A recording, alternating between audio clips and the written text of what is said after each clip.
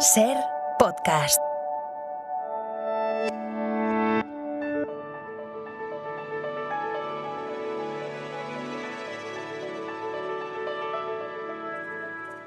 Tweets que nunca escribiré.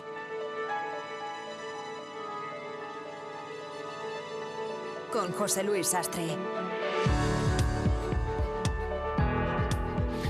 Hola, ¿cómo estáis? Bienvenidas, bienvenidos a quienes estáis escuchando el podcast y también a quienes os vais conectando ya a través del Twitter Spaces. Sabéis que podéis compartir esta charla dando al más que aparece en vuestra aplicación, a la derecha, en la parte baja de la pantalla, y también que podéis solicitar la palabra, podéis solicitarnos intervenir para hablar con nuestro invitado y lanzarle dudas, preguntas, lo que sea, siempre que no le lancéis nada en plan Will Smith. Nos apetece mucho la conversación, hablar de todo, hablar hoy sobre todo de fútbol y de lo que no es fútbol, del mundial, de la vida, y todo eso le va a tocar, todo eso que no es poco, con alguien con el que nos apetece muchísimo desde hace tiempo hablar, que es Axel Torres. Hola Axel, ¿cómo estás?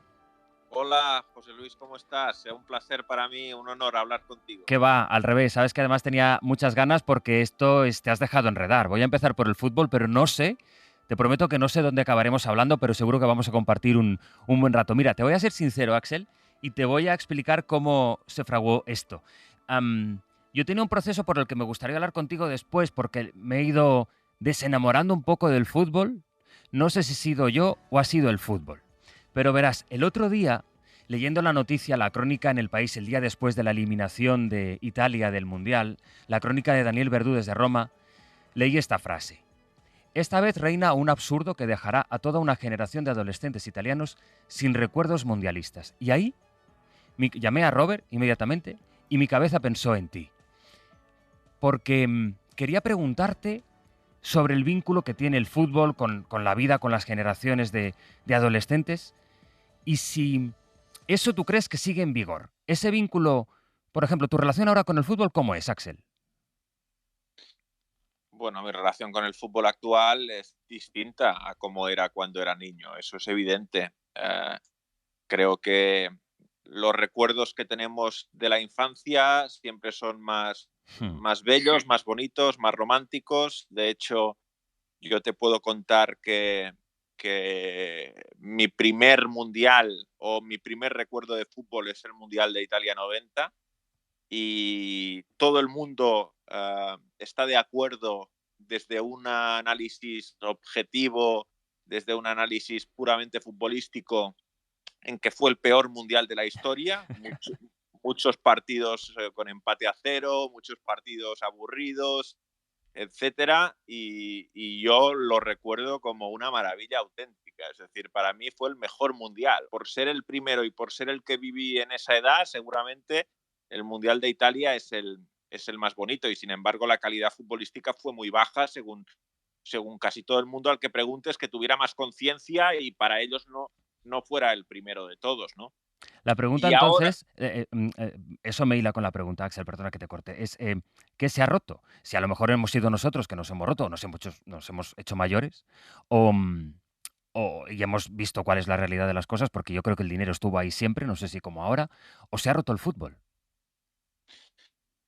bueno, yo creo que tiene mucho que ver con que nosotros, además nosotros, hablando ahora de ti y de mí, Hmm, pues en distintos grados hemos conocido más de cerca el fútbol. O hmm. sea, tampoco somos el público objetivo general.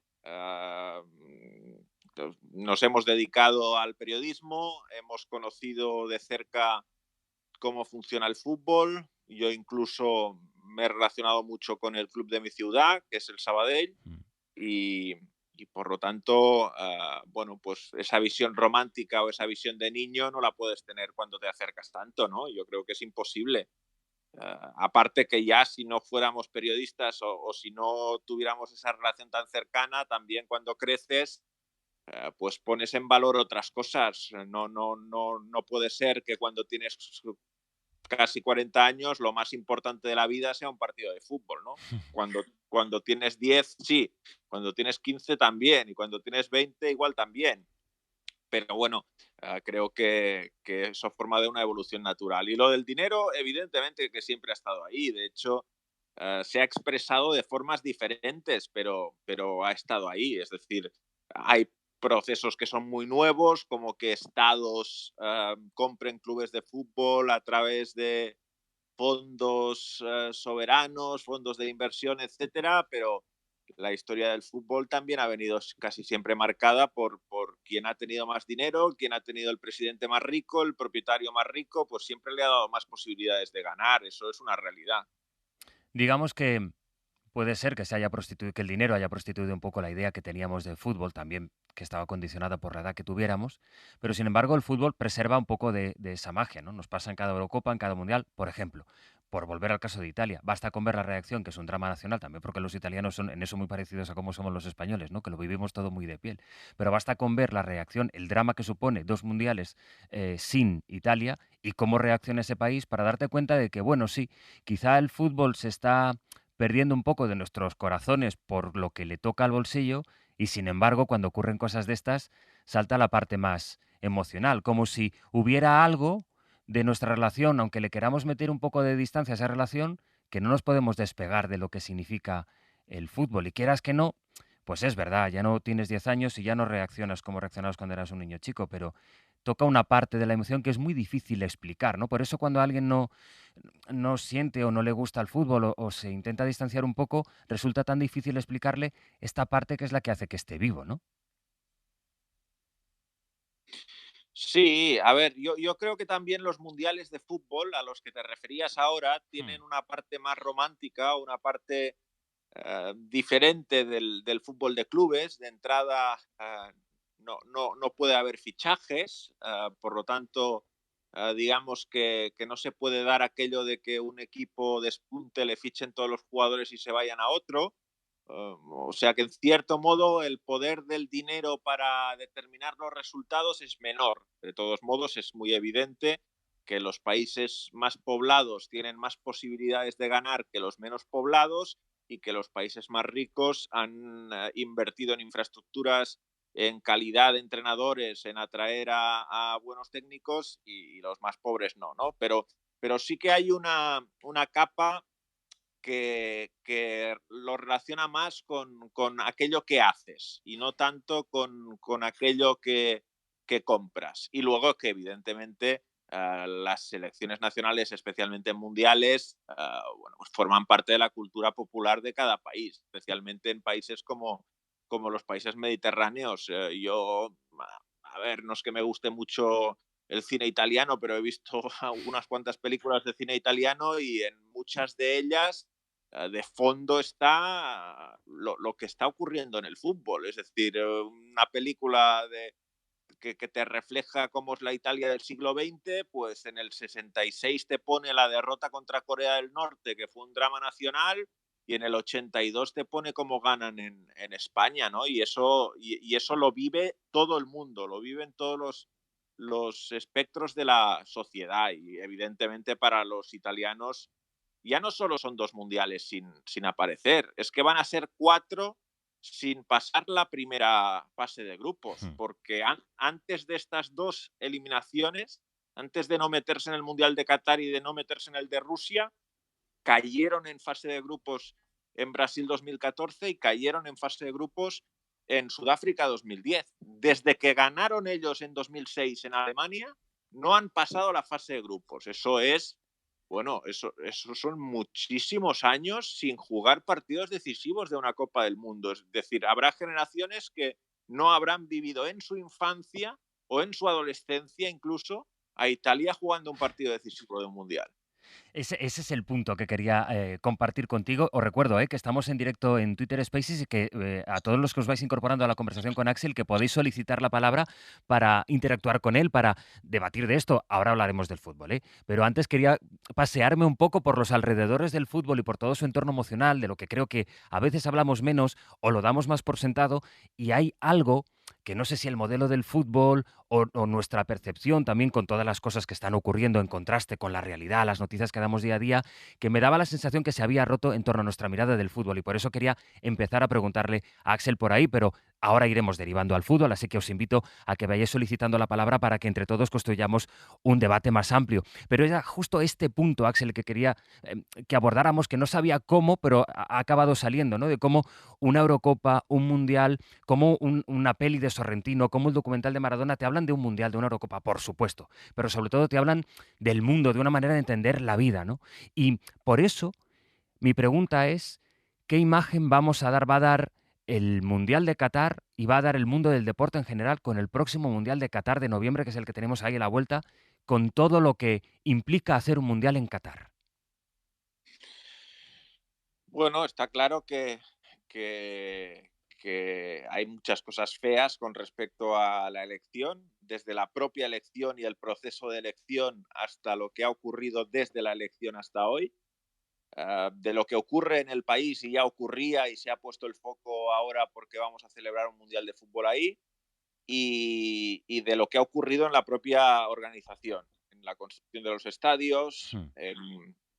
en tantas cosas que hemos ido conociendo. Ah, hay muchas reacciones con respecto a esto. Hay desde quien pide que se boicotee el Mundial, hay quien considera que todo aquel que participe, desde ir a jugar hasta contarlo, va a ser un colaboracionista de un atentado a los derechos humanos, y hay quien piensa que precisamente el ir al Mundial, ir a jugarlo, ir a contarlo, nos puede permitir, contarle al mundo lo que está ocurriendo e intentar cambiarlo, ¿no? Es decir, hay perspectivas muy diferentes con respecto a cómo nos tenemos que aproximar todos dentro de nuestro rol a esa Copa del Mundo. Yo creo que va a haber un debate profundo porque esto ha llegado ya a los jugadores Hmm. y eso es importante. Los jugadores ya están hablando de reunirse todos los capitanes de todas las selecciones y poner en común una forma de protesta. Es decir, ellos van a jugar pero no quieren quedarse callados, y en cierto modo todos deseamos que pueda servir para mejorar algo con respecto a muchos asuntos en Qatar. ¿Y la selección española qué papel en lo deportivo puede jugar en ese Mundial? En lo puramente deportivo, Sí.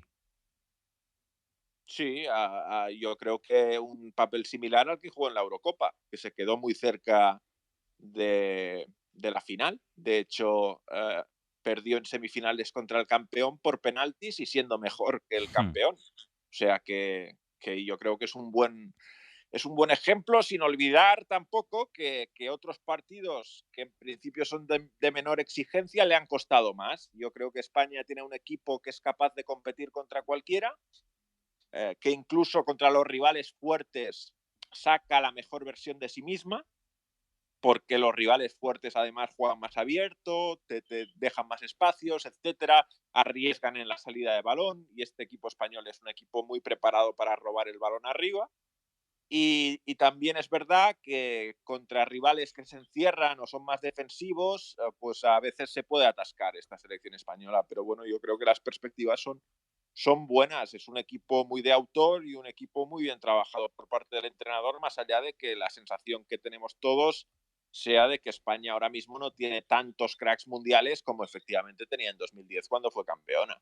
Te preguntaba por el papel en lo deportivo, porque el papel en la reivindicación de los derechos humanos, pues en ese debate que decías antes, que había ya diferentes enfoques en los que aproximarse a eso, escuché a Rubiales en su día decir que él era de la tesis que uno va a un país, ¿no?, para cambiarlo por dentro. Él estaba convencido de eso y desvinculaba cualquier participación de España, vamos, a la Supercopa me estoy refiriendo, que se jugó en Arabia, no por el dinero, sino incluso por llevar un poco la democracia. Pero bueno, es verdad que decías que aquí hay dos roles: el debate que puedan tener las federaciones y desde arriba, y luego el debate que decidan ejercer los futbolistas, porque el futbolista sigue teniendo un rol que va abriendo caminos, por supuesto en lo deportivo, pero también en lo social, en este mundo de los referentes en los que no quieren intermediación, que pasan de los periodistas y demás. Sobre eso, si quieres, también podemos hablar.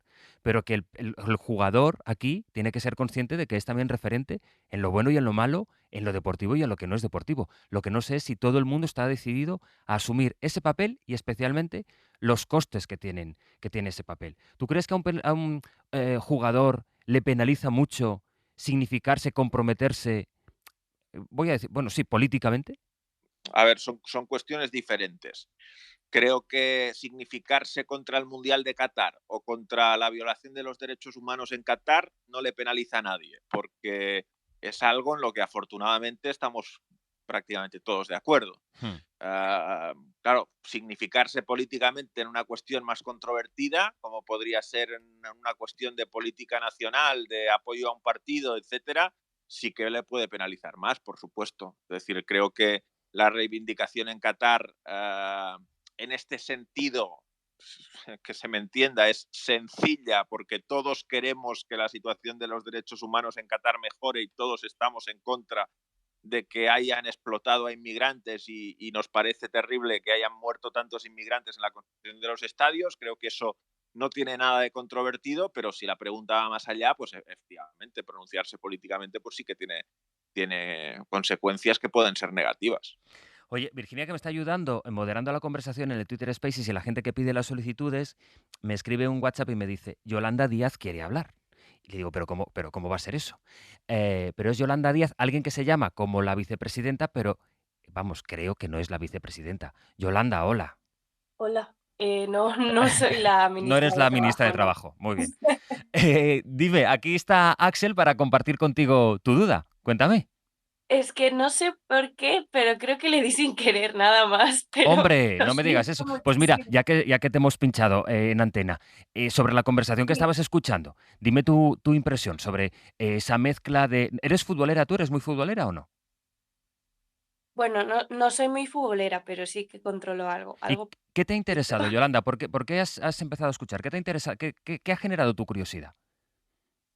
Pues nada, vi que entrasteis y hablasteis un poco de lo que pasó con Italia, que este Mm, año tampoco va a entrar en en la Copa Mundial. O sí. sea, me parece fatal, sinceramente. No sé qué pasa con Italia, porque, jolín, es verdad que Italia para mí era uno de los referentes futbolísticos, no sé, y para mucha gente, y quizá es un poco de decepción y tal. Vi a Axel comentando algo en específico sobre las posiciones ideológicas o algo así, no he entendido muy bien a qué se refería, No, pero sí. sí. Dime, Yolanda, perdona. La verdad es que sí, el pronunciarse de manera política, ideológicamente, sí que cuesta bastante. Mm. Eh, yo sí que soy de esas personas que no se mojan y, creo que he visto aquí al presidente de Twitter que la verdad debería controlar un poco a quién se banea y a quién no, pero bueno, es un poco de Bueno, Yolanda, sí. muchas gracias sobre todo por estar ahí a la escucha. Me has dicho que no eras Nada, futbolera, pero yo he visto que ahí no un soy poquito mucho, sí la pero tocas. Yolanda, un muchas poquito. gracias. Venga, gracias a vosotros, Voy a chao. retomarlo, Axel, si te parece. Recordad que podéis enviarnos vuestra solicitud para hablar, sea sin querer o queriendo, pero yo creo que el debate siempre enriquece. Por volver al debate futbolero sobre las opciones de España y demás, quiero irlo derivando ya en la Liga, que por cierto, para que yo me meta en la cabeza de Axel Torres, ¿cuántos partidos de fútbol pueden caer a la semana?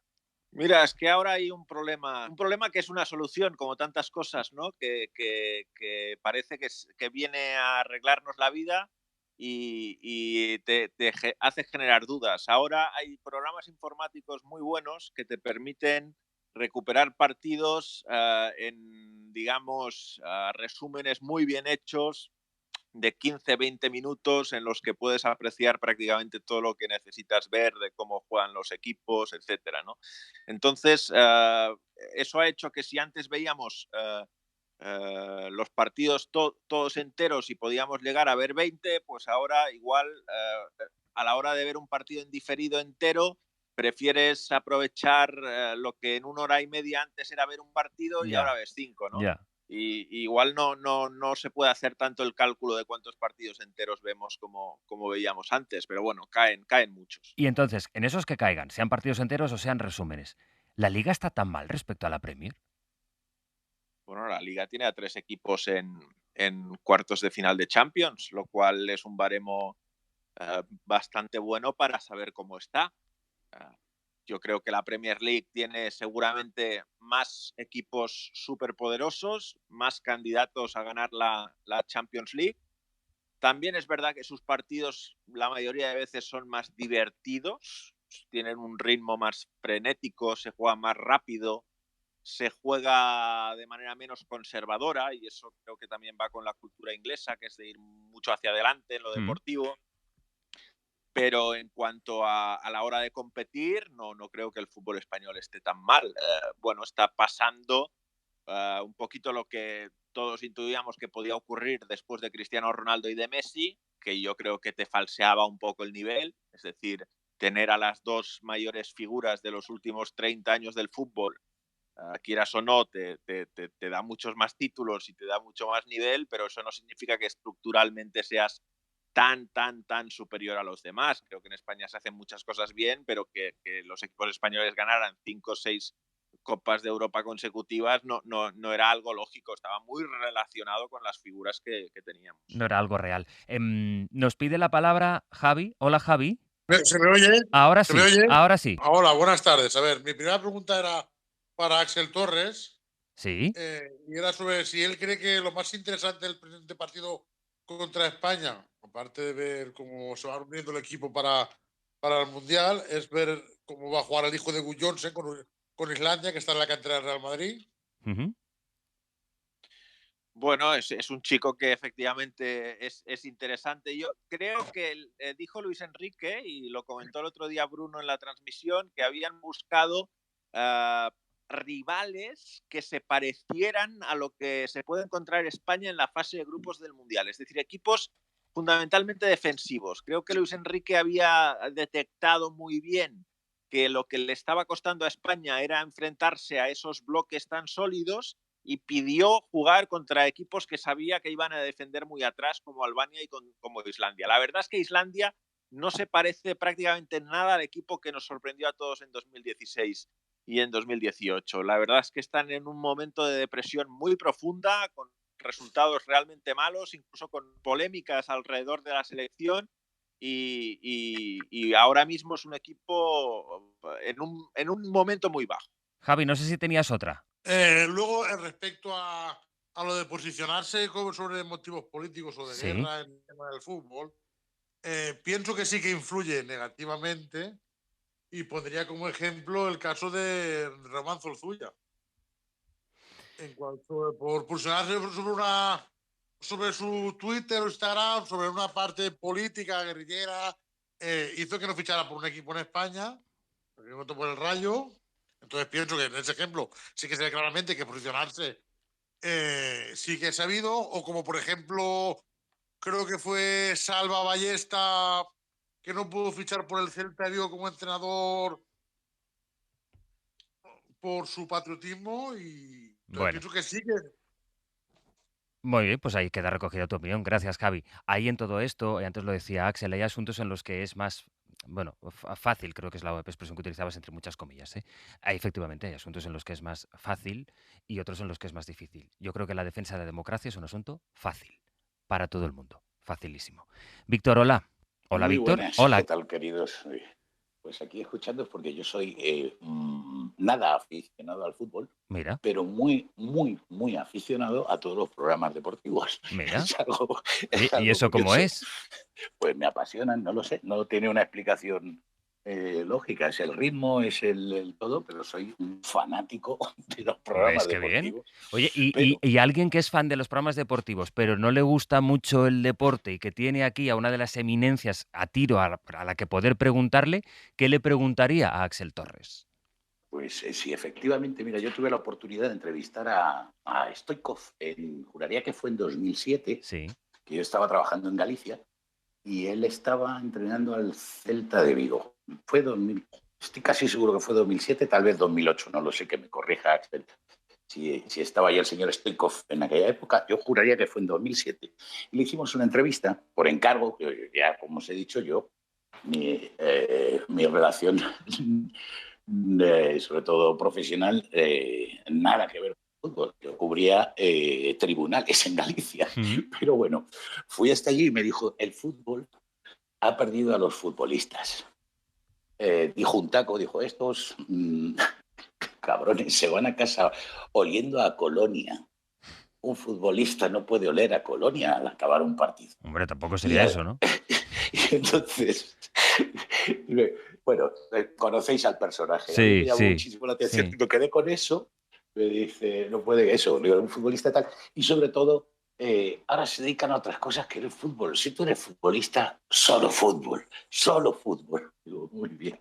Y me he acordado de esa entrevista cuando habéis comentado lo de posicionarse y opinar de otras cosas que ahora está muy mal visto y sucede mucho, además, Sí. por lo de las redes sociales.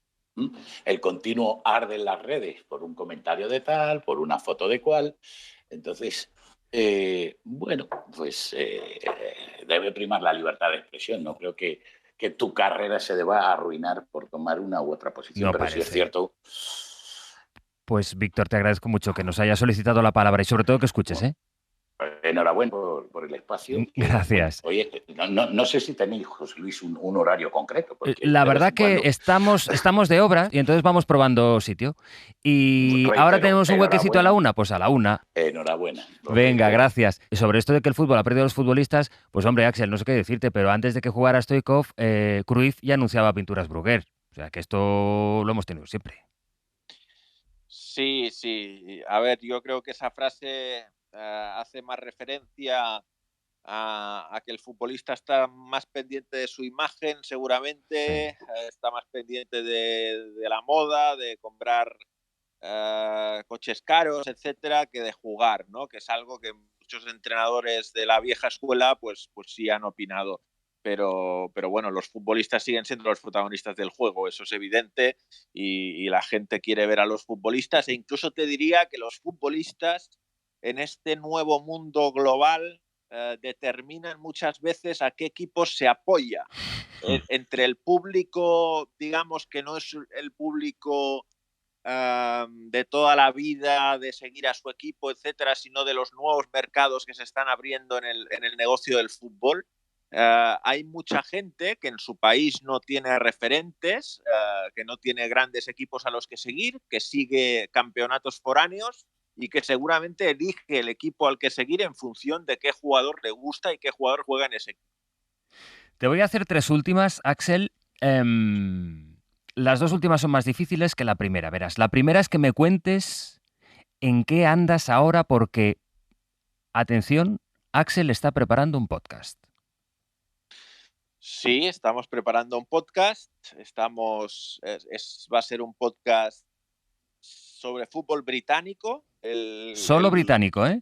Solo británico, y de hecho el hecho de que sea británico y no inglés ya nos proporciona un poquito más de apertura, porque queremos meter algo escocés, hay alguna historia muy bonita. Es un podcast bastante atemporal, es decir, no va a estar relacionado con la actualidad del día a día, no va a ser un resumen de la jornada, y va a ser de contar historias que hemos buscado que quizá sean menos conocidas o que ahora mismo queden apartadas del foco, pero que sí estén relacionadas con personajes o con clubes muy importantes, y que bueno, nos va a permitir pues reflexionar y conocer más a fondo ese fútbol británico, que al fin y al cabo es el primero que existió y es el que desde ahí expandió el juego a todo el mundo. ¿Se puede contar ya día y nombre o todavía mantenemos el secreto? Bueno, la verdad es que yo no sé si se puede o no se puede. O sea, yo sé que estrenamos a principios de abril. ¿Sí? Eso sí lo puedo decir. Yo creo que me está diciendo Robert que el nombre también, ¿eh? Pues el nombre va a ser Axel Road. Axel Road. A principios de abril, atentos a sus plataformas, iba a decir a sus pantallas, porque hay algo nuevo de Axel y va a molar mucho escucharlo. Subiendo el grado de dificultad, penúltima pregunta. 5 jugadoras o jugadores a los que seguir en los próximos 5 años. ¡Pam! Te puedo dejar que te la pienses un poco, ¿eh? a los que seguir. Sí, que si ves a ese jugador, ¿a qué jugador me dirías o jugadora me dirías, no le pierdas la pista a este? Que este va a hacer cosas grandes o esta va a escribir páginas importantes en los próximos años. Bueno, pueden ser 3. Sí, sí. A ver, a mí en el fútbol español, que es mucho más conocido por todos, me gusta especialmente Nico en el Barça, que es ahora mismo no está jugando tanto y digamos que en la escala de la selección y del propio club parece ir por detrás de Gavi. Y sin embargo, a mí me entusiasma más. Creo que es un chico muy especial y ahora está jugando poco, pero yo creo que va a hacer grandísimas cosas en el fútbol español y en el fútbol mundial. Mira, en Italia vamos a dar algunos ya que se han quedado fuera de la Copa del Mundo. Creo que Raspadori es un jugador muy interesante, está en el Sassuolo, pero seguramente llegue a clubes más importantes. Podemos hablar de Moukoko en Alemania, que es un delantero muy precoz que está en el Borussia Dortmund y que si venden a Haaland seguramente apostarán por él no como sustituto inmediato, pero sí como un jugador que pueda marcar diferencias. Y a ver, ¿quién más podríamos meter ahí? Ya contra este lo puede dar por bueno, ¿eh? ¿Sí? Sí, Vale, vale. sobre todo me ha gustado, Nico, que empezaras por ahí, porque ya me alivia un poco las esperanzas. Aunque luego no sé, tal como está el Barça, si van a querer hacer caja o no, pero esto sería otro tema. La última que te voy a pedir, que para mí es la más difícil, es pedirte, Axel, ya que estamos en un foro que es distinto, que no acaba de ser un podcast y un Spaces, un programa de radio, que es una mezcla, un híbrido entre varias cosas a la vez, también para que seas crítico con nosotros mismos, ¿no? El estado del periodismo deportivo, del periodismo en general. Tú que eres un tipo comprometido que escuchas, que sepan que Axel escucha pues todas las informativos, programas de deportes. Por eso me interesa, desde dentro y desde fuera, Axel, cómo ves el momento en el que estamos los periodistas. Digo, los periodistas, si quieres ir más por el periodismo deportivo y si no, por pillarte menos los dedos, por el periodismo en general. Pero sí me interesa ver cómo ves tú el punto en el que estamos. Bueno, la sensación que tengo es que estamos mal vistos, que, que se nos acusa de muchas cosas, ¿no? Yo creo que hay una desconfianza grande en la sociedad con respecto a muchas cosas y muchas veces se asocia el periodismo como parte de todo aquello que no funciona, como si fuera cómplice de todo aquello que no funciona, como si obedeciera a unos intereses, ¿no? Y yo creo que eso es difícil de revertir porque al final la gente que piensa estas cosas, eh, convencerle de lo contrario, por mucho que tú seas profesional y por mucho que tú intentes hacer bien tu trabajo. Es como que la gente eh, ya tiene la opinión hecha, ¿no? sí, sí, sí, yo creo que es realmente complicado y a mí muchas veces me pasa en niveles mucho más anecdóticos, ¿no? Yo entiendo que a los que os dedicáis al periodismo político, por ejemplo, os pasen cosas que tienen mucha más trascendencia, pero a mí que me dedico al periodismo sobre fútbol, pues se me acusa de hablar bien de un equipo porque tengo intereses en que ese equipo vaya bien o vaya mal, porque a mis jefes les interesa, porque etcétera, etcétera. Y muchas veces uno se preocupa por intentar explicarse y se da cuenta de que es bastante inútil hacer eso, ¿no? Que al final lo que hay que hacer es intentar hacer bien el trabajo. Los momentos en los que nos equivocamos, pues redoblar los esfuerzos para que esas equivocaciones que se pueden dar no se repitan y poco más. Pero sí que percibo una cierta desconfianza de la sociedad que yo creo que tiene mucho que ver con el momento que vivimos, ya no periodístico, sino el momento que vivimos social, ¿no? Y eso es muy difícil de levantar, pero creo que tampoco nos podemos rendir. Yo creo que es importante hacer buen periodismo y hacer las cosas con rigor y como las hacemos normalmente. Es verdad que hay días pues más malos en los que intentas explicar o explicarte y a veces dices tampoco vale la pena, pero es verdad, hay que seguir y hay que hacer pedagogía y sobre todo lo que hay que hacer es el trabajo como uno mejor pueda y siguiendo los criterios que crea que son mejores. Voy a ir dejándolo ya, la Liga la gana el Madrid, ¿verdad? Eso sí que no tiene remedio, Axel. Bueno, tiene toda la pinta. Tiene toda la pinta. A ver, yo creo que si ahora se diera, estamos en un momento en el que si ese -12, que puede ser un -9, se reduce antes que se amplíe, pues puede haber más emoción, pero a que se dé el vuelco por completo me parece complicadísimo. Ha sido un gusto y un placer. Ya te dije que empezaríamos hablando de fútbol. Ha tenido más fútbol de lo que yo pensaba, aunque nos ha ido derivando a otras cosas. Un abrazo, compañero, y un gusto escucharte y mucha suerte con el podcast. Un abrazo, José Luis, muchas gracias a ti, que te vaya todo muy bien y vamos a intentar que el podcast esté a la altura de la expectativa. Yo creo que sí. Yo he podido escuchar un poquito, esto no sé si te lo puedo decir, pero lo poquito que he escuchado me ha encantado. Pues muchas gracias. Un abrazo, Axel. Un abrazo.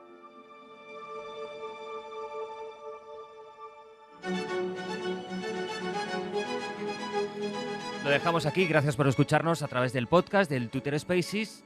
El próximo episodio, la educación en España. Hasta entonces. Tweets que nunca escribiré es una producción de Ser Podcast. Un podcast hecho en Twitter Spaces, dirigido por José Luis Sastre. Para escuchar todos los episodios, síguenos y suscríbete en la aplicación y la web de Cadena Ser o en la plataforma que prefieras.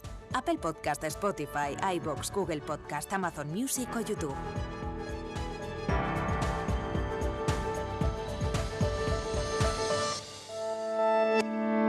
Cadena Ser.